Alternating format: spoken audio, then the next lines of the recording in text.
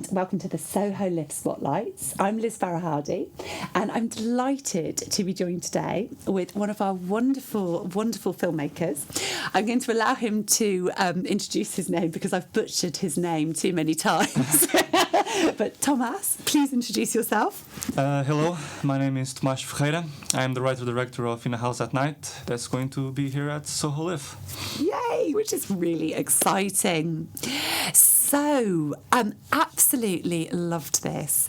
Thank you. For people that are watching and wondering what to watch, could you just give them just a really little hint of what the film's about? Well, I've always seen the film as what happens in the aftermath of an explosion, let's say, and people in the aftermath of that are trying to deal with something that's broken, and that the thing that's broken is really family. In the case of In a House at Night, it's really about a mother and a daughter struggling with her life in a women's shelter.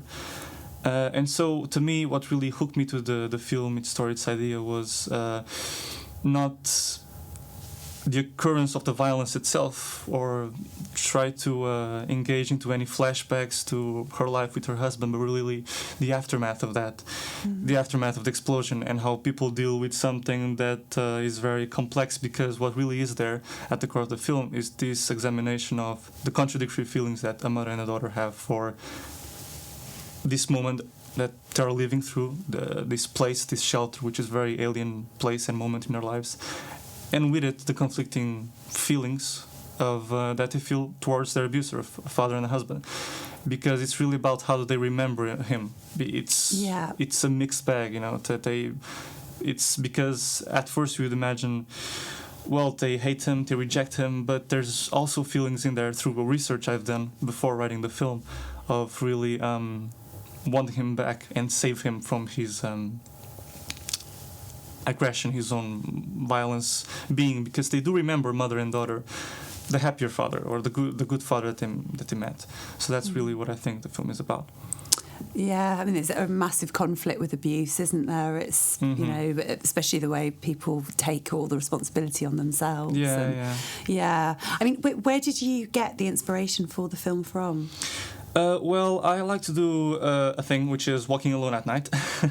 And during the pandemic, which was when I had this idea, I walked home alone at night pretty often. And I came across this house that I was familiar with since I was a kid.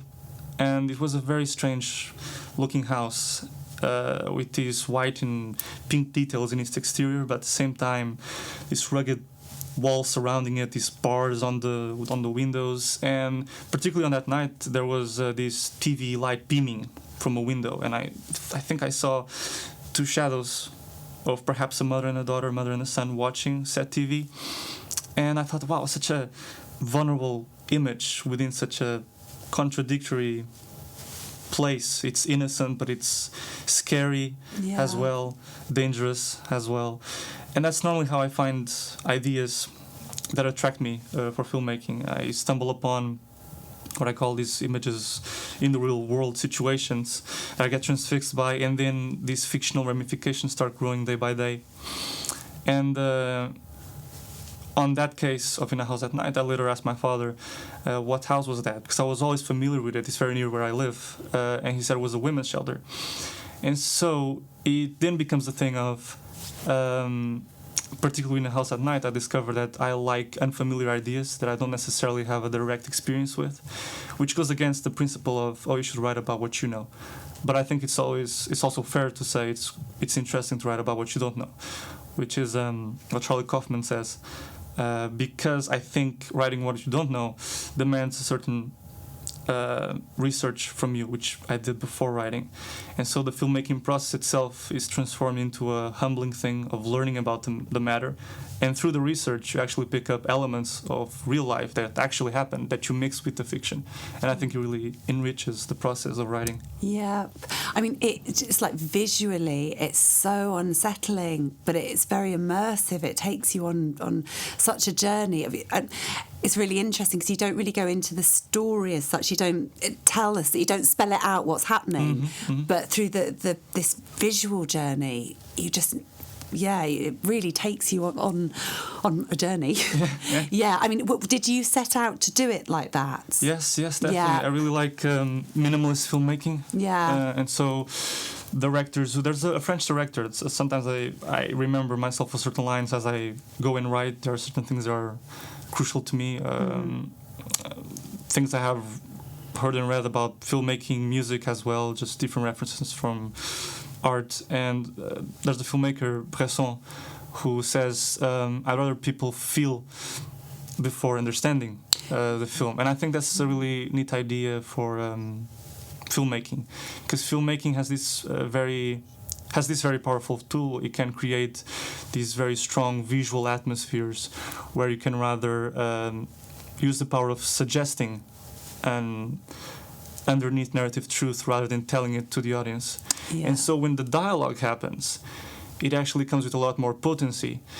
And it's not spelling everything out, which I'm not so much interested in that. I think it is a medium with so much power to tell a story visually. No, it's beautiful. And the mother and daughter relationship, it's wonderful, that one. It feels very real. I mean, how was that, finding them and casting them? Well, I used a platform called Star Now, through which I found Moa Meyerson, the actress that plays Alice, the mother, and actually Honor, who plays the child, her daughter Lynn. The father just sent me an email. Perhaps I don't exactly remember now, but perhaps from one of the posts I had on social media. Making a casting call, and really I think first of all, in terms of their acting, the casting is very important. And they really I think they shined through it. They were really very good people to work with. I couldn't have asked for a better pair of people to work with, because they were very enthusiastic about the work, enthusiastic about discussing the characters and asking questions, which is really valuable, because you engage in a conversation with the actors about what is the physicality of the character at each stage, the beats as well, the evolution of the dramatic beats, what's the double meanings of what they mean and what they do at this stage of the conversation or of the scene. With them in particular, after the casting, I had technical and acting rehearsals, because I really, for a start, underlined the importance of preparation. And so pre-production to me is a very important phase. I should have time, including for writing. And for what I could have of acting rehearsals, we did a lot of theater games, where we did games where sometimes I was involved to build trust and ease between us. And also games which were games that were playing with their imaginarium of scenes that went beyond the narrative, but they were set on the shelter. Like, let's say, Moa, you are Alice in this scene, and you are waking up, and you're going through your things, and it's completely free what you're doing. It's just your morning routine, and you are with your eyes closed. And I think that really propels for the actor or actress to be in character, or to find another space of being beyond what's written on the script. And the chemistry, it was really, I mean, if you'd said to me they were real mother and daughter, I would have gone, I thought so, yeah. Another thing, actually, just an interesting tidbit, is that Moa had, I gave her a full interview to her character that I did prior to writing, because I wrote a whole character interview, gave to her, and I think that really helped, because it just asked essential questions about the character, her past, her parents, and also a music playlist that I just gathered up about music that really inspired me about the world of the film. It's so incredible. It's such a beautiful piece of work. It really is. It's excellent. I mean, what's next? Well, right now, non-film-wise, I'm doing a film podcast. Check it out. I'm doing a film review podcast called Royale Without Cheese, with two friends of mine from film school, just a way to get, while working on other projects, just a way to keep getting connected to filmmaking, to different kinds of films. What are you going to do within a house at night? Within a house at night? Okay, I thought it was other projects. Yeah, no. What's next? What's next with that? Are you entering it into other film festivals? Or? Oh yeah, I'm trying to get into other film festivals. Yeah. And why the Soholiff? What interested you? Well, Soholiff seemed to have a very good promise in terms of their promotional area with this interview, of course. The fact that it's in Soho, you know, we have 4 days with a lot of masterclasses, workshops, and it seems that despite being young in its start, it has a lot to offer in terms of its days during the event with the workshops, the masterclasses. Yeah. Excellent. Oh, excellent. Well, look, it is so lovely to have met you, and we're really, really delighted to be screening in a house at night. Thank you for having me. Thank you so much for being here.